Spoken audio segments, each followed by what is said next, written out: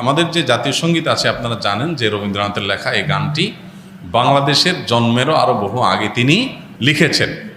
তো এই গীতটা মূলত বাংলাদেশকে কেন্দ্র করে লেখা হয়নি।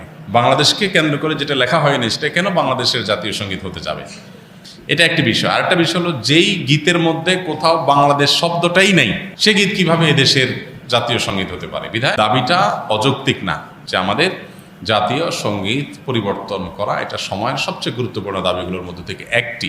আরেকটা এখানে বিষয় হলো যে আপনারা জানেন যে হিন্দু ধর্মাবলম্বীরা তারা পূজনীয় বা দেবতা তুল্য এরকম কিছু মানুষ বা কোনো ব্যক্তি বা বস্তু থাকে, তাদের দৃষ্টিতে তারা সেগুলোকে মা বলে সম্বোধন করে। ইসলাম আমাদেরকে এরকম কোনো ধারণা দেয় না। মাতৃভূমির প্রতি ভালোবাসা এটা একটা স্বকীয় বিষয়, এটার জন্য মুসলমান হওয়া প্রয়োজন নাই, এটার জন্য মানুষ হওয়া যথেষ্ট।